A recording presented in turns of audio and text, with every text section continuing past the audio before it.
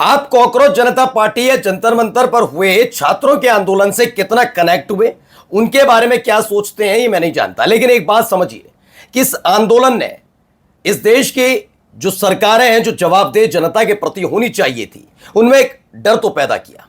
एक ऐसा डर कि अगर अब सही तरीके से सरकार ने या सरकार में शामिल किसी मंत्री ने या विधायक या सांसद ने सही तरीके से काम नहीं किया तो जनता अब चुप बैठने वाली नहीं है। आपको नायक फिल्म याद है जिसमें अमरीश पुरी का एक डायलॉग था कि चीखते हैं तो चीखने दो, चिल्लाते हैं तो चिल्लाने दो, पहले चीखेंगे फिर चिल्लाएंगे, हंगामा करेंगे, थक जाएंगे और वापस लौट जाएंगे। भारतीय जनता पार्टी शासित राज्यों में कुछ इसी तरह के हालात विपक्ष के भी थे और जनता के भी, क्योंकि विपक्ष जब आवाज उठाता था तो गोदी मीडिया, जिसे मैं गिद्ध मीडिया कहता हूं, वो पूरी की पूरी तरीके से सरकार का स्टैंड लेने के लिए खड़ी हो जाती थी। यानी बीजेपी के प्रवक्ताओं की जरूरत नहीं, नेताओं की जरूरत नहीं। जब जनता हक हकूक की आवाज उठाती थी तो एक क्षेत्र के लोग होते थे, जैसे मानकर चलिए बिहार में एक परीक्षा से जुड़े अभ्यर्थी हों, उत्तर प्रदेश में उस परीक्षा से जुड़े अभ्यर्थी हों, फिर कहीं कहीं के किसान हों, वह ऐसे करके होता था। लेकिन इस बार सबने एकजुट होकर जो हल्ला बोल किया या फिर सरकार से सवाल किए और जो विकेट गिरा उसने सरकारी चिंताएं बढ़ाई। यह बात मैं इसलिए बता रहा हूं क्योंकि एक और विकेट गिरने जा रहा है। अब वो इस तरीके से परेशान हैरान हो गए कि उन्होंने अपनी पार्टी को और अपनी पार्टी शासित राज्य की सरकार को डिफेंड करने के लिए जिस संवैधानिक पद पर बैठे थे उसकी भी गरिमा को नहीं रखा। और जब इसे लेकर कई सवाल उठे हैं तो अब वो दुख दुख चिल्ला रहे हैं। अब वो कह रहे हैं कि मैं सोचूंगा कि मैं इस पद पर रहने लायक हूं या नहीं। यानी एक और बड़ा इस्तीफा गिरने जा रहा है। मैं कहां की बात कर रहा हूं आज आपको दिखाऊं कि पहले ही धर्मेंद्र प्रधान का इस्तीफा हो चुका है। अमित शाह का इस्तीफे की डिमांड लगातार रोजाना बढ़ती जा रही है। अमित शाह आ नहीं पा रहे सदन में तो आ ही रहे होंगे। तीसरा सबसे बड़ी बात यह है, प्रधानमंत्री नरेंद्र मोदी से माफी की अब डिमांड की जा रही है। नितिन गडकरी जो एथेनॉल वाले मामले पर फंसे हुए हैं उसको लेकर लोगों का गुस्सा आसमान छू रहा है।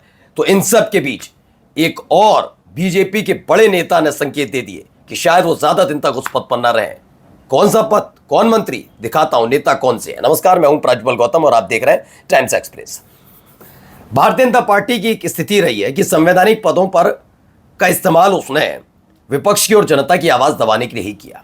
यह बात मैं इसलिए पूरी जिम्मेदारी के साथ कह रहा हूं क्योंकि जिस सीबीआई, जिस इनकम टैक्स विभाग या फिर जिस ईडी का इस्तेमाल, खैर ये मैं भी नहीं कहूंगा कि बीजेपी ने शुरू किया, कांग्रेस भी ये करती रही है, लेकिन जिस स्तर पर आकर बीजेपी और ने ये शुरू किया ईडी, सीबीआई, इनकम टैक्स का इस्तेमाल, वो सबने देखा।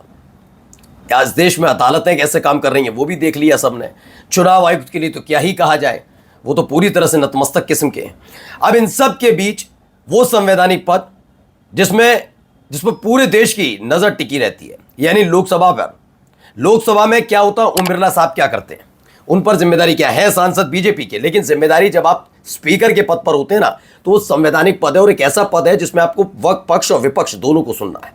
हंगामा अगर विपक्ष करे तो करे, उसको भी रोकना टोकना है, लेकिन सत्ता पक्ष भी अगर कुछ बोलता है तो उसको भी लताड़ लगाना, उनको सबक सिखाना, उनको संवैधानिक परंपराएं सिखाना जिम्मेदारी। लेकिन ओम बिरला क्या ये कर रहे हैं?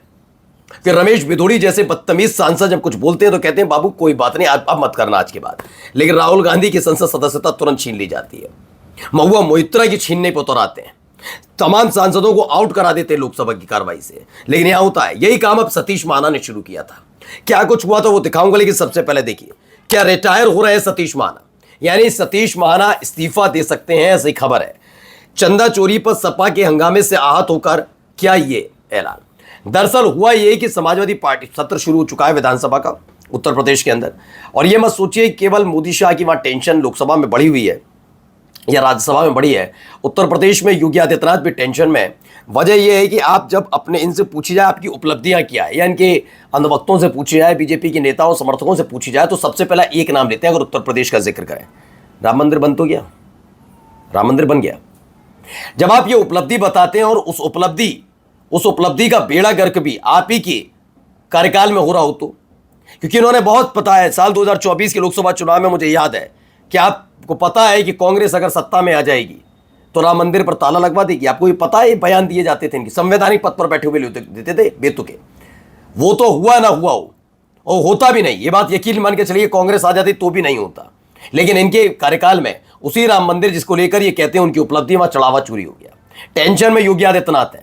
अब कहते फिर रहे हैं कि जिन लोगों ने दान दिया है जिन लोगों ने दान नहीं दिया वो आरोप लगा रहे हैं, जिन्होंने दिया वो नहीं कर रहे, जिन्होंने दान नहीं दिया वो आरोप लगा रहे हैं। इस तरह के बयानबाजी दे रहे हैं, कोई है ही नहीं जवाब देने के लिए। अब इन सब के बीच सतीश महाना ने कुछ ये किया था।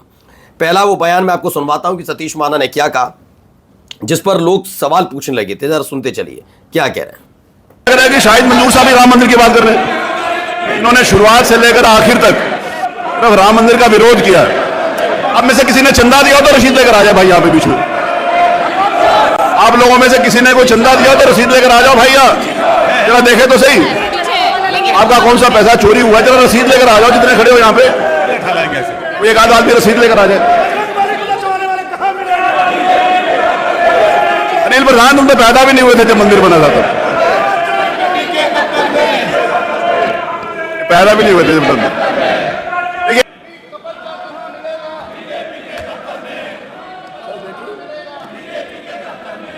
वो मैं बताता हूं कहां मिलेगा, मैं बताता हूं कहां मिलेगा, मैं बता रहा हूं कहां मिलेगा। जिस समय छद्मवेश को निकाल दिया जाएगा तो उसके नीचे कौन आया था पूरे देश ने देखा है।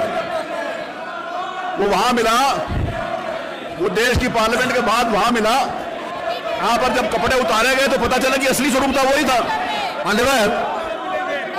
जब मैंने कहा था मंदिर चलो तब तो वही चला नहीं था मेरे साथ। आप लोगों में से कोई चलता ना, जब मैंने सबको कहा था सारे माननीय विधायक चले मंदिर, तब तो आप लोगों में से कोई चला नहीं था। आज मंदिर की चिंता हो रही है। अब देखिए ये खुद मैं फिर कह रहा हूं कि अगर सत्ता पक्ष में बैठा हुआ कोई मंत्री विधायक कुछ इस तरह की बातें बोलता तो जरूरी था, लेकिन सतीश महाना स्पीकर के पद पर बैठकर जब ये बोल रहे हैं तो इनको उम्मीद है कि मैं स्पीकर के पद पर बैठा हूं कुछ भी बोलूंगा। आप उस पद की गरिमा नहीं रख रहे हैं, वहां नारेबाजी हो रही है, आप सरकार का पक्ष नहीं रख सकते हैं। यह स्पीकर की जिम्मेदारी नहीं है कि सरकार का पक्ष रखे। आपका काम है विधानसभा को सुचारू रूप से चलवाना, यह काम होता है। वहां अगर आरोप लग रहे हैं तो उसकी जवाबदेही सरकार की होती है, योगी आदित्यनाथ की होती है, उनके मंत्रियों की होती है, विधायकों की होती है। आपकी कैसे हो गई? आपने ये सब कैसे बोल दिया? ये सब कैसे बोल दिया आपने? लेकिन जब इसको लेकर आवाज उठने लगी तो देखिए क्या करते हुए नजर आ रहे थे। समाजवादी पार्टी के विधायकों से किस तरह का सलूक कर रहे थे वो जरा सुनिए, क्या तरीके से बात कर रहे हैं, जरा ही देखिए। ये नहीं, दिस इज नॉट अलाउड। आप उसको नीचे करिए। सचिन आप उसको मुख्यमंत्री जी के फोटो को नीचे, हमारी ये सरकार not allowed to do that, please आप उसको नीचे करिए। आई विल नॉट, मैं आपको बाहर निकालूंगा के साथ। आप मुख्यमंत्री जी की फोटो आप ले सकते हैं, आप सीएम की फोटो को ऐसे कर देंगे, आप कुछ भी लिख देंगे उसमें, नहीं यू आर नॉट अलाउड। आप मुख्यमंत्री जी की फोटो के साथ नहीं कर सकते, देखिए उसको नीचे। You can't, no you can't do that, you can't do that, you cannot do that. मैं इंगित करता हूं सचिन को, इनको हाउस से बाहर निकालिए। ये कोई तरीका आप मुख्यमंत्री जी के फोटो के साथ, you are not allowed to do that, तो सचिन को बाहर निकाल दीजिए। चलिए बाहर, चलिए बाहर, चलिए बाहर। इनको पूरे सत्र के ये सब चीजें की जा रही थी। जब विरोध हो रहा था तो कह रहे हैं ये नहीं कर सकते, वो नहीं कर सकते। आप कुछ भी कर सकते हैं। जब इनके खिलाफ ये सब हुआ तो ये भी कहने लगे मैं आपकी सदस्यता रद्द करने के लिए आगे लिखूंगा। इन्हें बहुत जल्दी याद आ गया सतीश महाना को, ठीक है ना। जब इनकी आलोचना होने लगी तो अब क्या कह रहे हैं जरा सुनिए।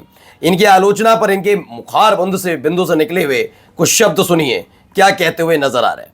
कितने टेंशन में, कितने गुस्से में, कितने परेशानी में है वो भी आपको दिखाता हूं। क्या कह रहे हैं जरा सुनिए कि ये गलत है और क्या सही है, जरा सुनते चलिए। और उसके बाद भी, मेरे मना करने के बाद भी बाहर जिस प्रकार की उनकी भाषा का प्रयोग किया गया, वो निश्चित रूप से उसने मेरे मन में एक वेदना और पीड़ा में बैठती है। ओहो, ये निराशाजनक है।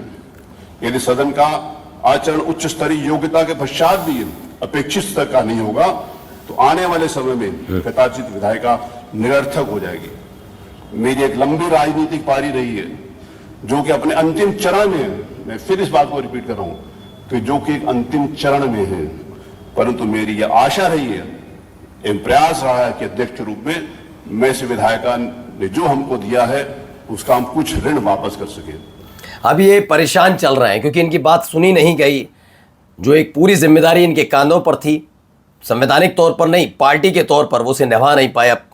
कह रहे हैं कि भैया मैं देखूंगा, आत्म अवलोकन करूंगा कि मैं इस पद के योग्य हूं या नहीं। कौन से पद की बात कर रहे हैं? स्पीकर के पद की बात कर रहे हैं। आप स्पीकर के पद की बात कर रहे हैं। आप सोचिए, अगर स्पीकर के पद की बात करें तो बिल्कुल आत्म अवलोकन करने की जरूरत है। लेकिन अगर बीजेपी के हिसाब से आत्म अवलोकन कर रहे हैं कि सरकार को इस पूरे मामले में बचा नहीं पाए, डिफेंड नहीं कर पाए, इतनी ताकत, स्पीकर वाली ताकत होने के बावजूद समाजवादी पार्टी के विधायकों को एक एक करके धकेल नहीं पाए बार बार, तो वाकई ये तो विचार करना होगा आपको। नमस्कार।